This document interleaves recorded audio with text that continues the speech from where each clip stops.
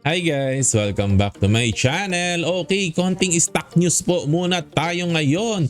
At pag-uusapan natin, ano ba nangyayari sa market ngayon? Bakit bumagsak na tayo ng 6.1? Akala po natin nung nag 6.4 tayo, magte-trade na lang po tayo. Magsa-sideways tayo ng 6.4 to 6.6 nung nakaraang nung nakaraang 2 buwan, no? And then bumagsak tayo ng 6.2 level, and then ngayon akala natin super bottom na yung 6.2 na magbabounce back na sana tayo. Kaya lang ito na naman, lalo pa tayong bumagsak, nabaon na tayo sa 6.1 at baka dire-diretso na boto. Kaya marami na po ang natatakot. Again, natatakot po. Ayan, kaya ang tanong po, ano ang ating kailangang gawin ngayon pong 6.1 na po? Actually po marami na po ang niloloko, minamak ang mga nag-invest sa stock kasi po bagsak na bagsak po. Alright, pag-usapan po natin yan. 6,160 and still going down. Ngayon, nakakatakot na ba? Ano ang gagawin natin, Kuya John? Ayan po, basa lang po tayo ng konting balita po. Stocks dive to lowest level in over 9 months. Ito na po lowest level natin, 9 na buwan po. Grabe po, Ayan, Ang sabi po dito, local share prices dive for a fourth straight trading day, dire-diretso. The main index ending at its lowest in over 9 months as possible slowdown. Take note, slowdown in the country's economic growth weighed on investor sentiment. Okay, yun lang gusto kong masabi po sa inyo, Inasabi po ng Bangko Sentral, warned of a potential growth shortfall. Hihina ang growth or baka walang growth. Ganyan po, This year as economic activity slows and previous monetary policy adjustment take effect. Yung monetary policy po kasi hindi agad-agad na-take effect po yan. Delayed po iyan, Okay, pag-usapan po natin. Ang main problem po kasi ng central bank sa buong mundo po, hindi lang po sa Pilipinas. Inflation po kasi, mataas po ang naging inflation last year at mataas pa rin po ang inflation this year. Kaya kailangan po labanan ng inflation kasi pag hindi mo po pinansin ng inflation, magiging hyperinflation po yan. Pag naging hyperinflation po yan, wala na, GG na ang mundo.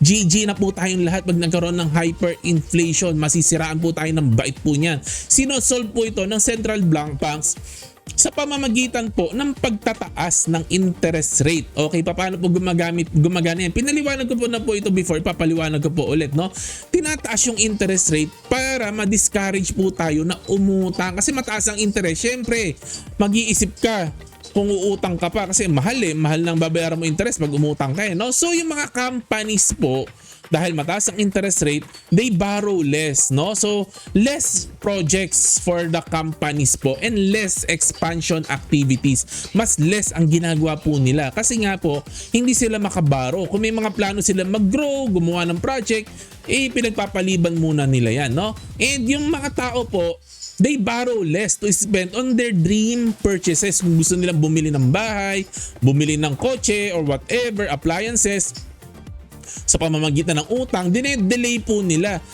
Okay, so kasi po ang gusto ng central bank bumaba, humina ang demand.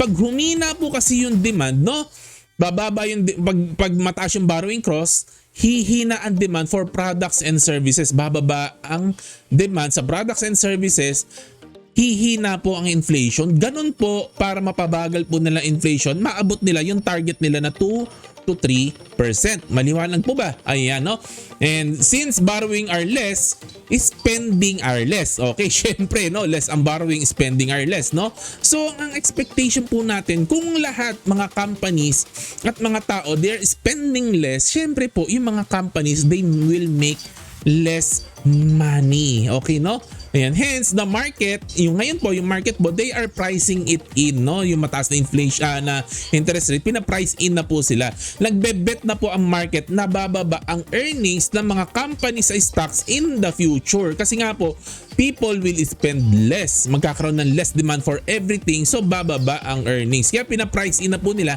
inuunahan mo na. Kaysa antayin mo pa yung financial report, unahan mo na, ibenta mo na, umalis ka na sa position mo, Alright. Kaya po bumababa ang prices sa stock market po, no? So last year pa nag-start ang mataas na interest rate, pero kasi recently lang po natin nararamdaman itong interest rates po na ito. Ito po sabi po kasi ng mga economic expert, delayed po daw yan na mga 12 months. Ganun po. Bago mo maramdaman yung ginawa nila last year, mga 12 months daw po yan bago mo maramdaman, no? So since mataas pa din ang rates, no? Today, mataas pa rin na rates ngayon. Nasa all-time high po yata ngayon. And then, dumadating na yung data. Dumadating na yung data na nag-slow na nga yung ano natin, yung growth natin. Ayan na. So, yung market, ay lalo pong pina-price in po nila yan. Kaya po bumababa ang stock prices, no? So, ang tanong po, nakakatakot po ba yan? Nakakatakot ba yan, Kuya John? Para po sa akin, opinion ko lang po ha. Please share your own opinion po, no? Kasi hindi wala po akong monopoly ng ano po dito, ng wisdom and knowledge, no? I'm just giving one opinion. Isang opinion lang po ako, and lahat po tayo equal po tayo dito, pati po kayo, matatalino po kayong lahat na nakikinig po sa akin. So, ang opinion ko po, yes and no na nakakatakot. No, kasi wala yan. Kasi pag bumili ka ng company na mura mo siya ng bili, no? For its value. Halimbawa, ang value ng isang company ay 10 piso per share. Nabili mo ng 3 piso, wala kang pakialam. Kasi nabili mo siya ng cheap, no? Kung nabili mo siya ng mas mababa kaysa sa kanyang value, okay lang. Kasi alam mo, one day, hindi mo lang alam kung kailan, babalik yan sa dati niyang value, no? Babalik yan sa dati niyang value. So, hindi nakakatakot kapag nabili mo ang isang stock na cheap, nabili mo siya ng mura than what it is worth. Ang hina sa English to, Kuya John. Okay. Pero sa kabilang banda, to balance it out, nakakatakot po yan. Nakakatakot din po yan. Kasi po, nagbabago po ang value ng company. Yung intrinsic value na kinalculate mo, nagbabago po yan. Ang intrinsic value po is something that is not constant. Okay? Ito po basahin po natin. Katuloy po ito ng balita kanina doon sa Philippine Star. It's not the height of rates that matters. Hindi daw nagmamatter yung mataas na rate. But, how long they stay high? Gaano katagal na mataas ang interest rate? Kasi kung patatagalin mo yan, edi yung mga company, mas tatagal ang suffering nila na hindi sila makapag-project. At yung mga tao, yung mga customer nila, hindi rin makabili ng products and services nila. Kasi nga, sobrang mahal ng borrowing cost. So pag matagal na mataas ang interest rate, yun ang nakaka-damage. If sobrang taas ng interest rate, in the long run, baka ma-damage po yung mga company na nabili natin. Yun ang sinasabi ko po sa inyo na baka magbago ang intrinsic value po niyan pag na-damage na yung company sa sobrang tagal. Sa sobrang tagal na mataas ang interest rate, sa sobrang tagal na mahina ang spending, no? Baka mabago po ang intrinsic value po niya, no? Yung calculation po kasi mababago kasi po yung earnings will go down, no? And baka yung iba, no, na stocks po dyan, baka magbenta ng asset para mabayaran nila yung kanilang debt obligation, ganoon po, no? Kasi po ang intrinsic value is not a constant. Hindi po yung constant kasi ang intrinsic value, estimation po yan. Kahit po si Warren Buffett, pag dinignan mo, may estimate of the intrinsic value of this company is this. Estimate. Hindi po yan definite talaga na value po, no? And yung estimate po na yan, nagbabago po yan as we get more facts, more data, no? Nagbabago yung facts and data. Syempre, nag-project ka. Halimbawa, nag-project ka, ganito yung growth projection mo ng company mo, no? Nung kinalculate mo intrinsic value, hindi naman natupad dahil ang tagal pinatagal or tumagal itong mataas na interest rate, syempre magbabago po ang lahat po, no? Alright. Ito po, turo po ni Aswat Damodaran po yan. Siya po sisihin ninyo kung hindi po kayo nag-agree na intrinsic value ay nagbabago. Siya po ang awayin po ninyo. Kasi ang turo po niya talaga, ganoon po talaga. As yung facts nangyayari sa business, sa environment, nagbabago. Of course, you need to re-estimate kung ano yung intrinsic value po na isang company, no? So, ako po, personally po, natatakot ka ba, Kuya John? Ako, hindi po ako natatakot, no? Hindi po ako natatakot, no? Sa totoo lang po, natakot po ako early this year nung pumalo po tayo ng 6.9. Kasi akala ko dire-diretso na tayong papalo ng 7,000. Actually, doon po ako pinagpawisan ng malamig at talagang kinabahan ako ng todo-todo. Na nagpanic po ako sobra noon. Nung nag-6.9 po tayo, doon po ako nagpanic. At lahat ng pera ko na-save ko sa bangko, pinagkukuha ko at pinagbibili ko ng stock kasi akala ko maiiwanan na ako at lilipad na ang market. No, doon po ako natakot, no? Kasi ang feeling ko noon, tapos na yung maliligayang araw ko na makakabili ako ng mga murang stock. Doon po ako natakot, no? And remember po, no, ako hindi pa po ako nag-invest sa stock market noon, pero naalala ko po kasi na nakapanood ako ng balita po noon nanonood ako ng ABS-CBN ba yun o sa GMA, no, 2007, 2009, crisis po yan. Napanood ko po doon yung mga broker kumakain sa kantin, hindi sila makakain sa labas. Isipin mo yung mga broker ko po kasi nung araw, mga hotshot po yung mga broker nung araw kasi recently lang naman nauso yung mga online. Nung araw, tinetelepono po yan. Yung mga broker po nung araw, mga hotshot po yan. Sa labas po talaga kumakain, malakas kumita yung mga yan. Eh, nakita ko sa balita, mukha silang kawawa, may hawak-hawak sila na tray, kumakain lang po sila sa kantin ng mga building po nila, no? Akala mo end of the world na noong 2007, 2009. Katulad na nararamdaman po natin ngayon. Pero nung natapos yung 2007, 2009, ito estimate ko lang po, hindi ko na maalala kung ano yung returns po noon, pero alam ko magkakasunod yan eh. May taon na 70% ang tinaas ng market, nasundan ng 35, nasundan ng 35, so much so na nainganyo akong pumasok sa stock market noon.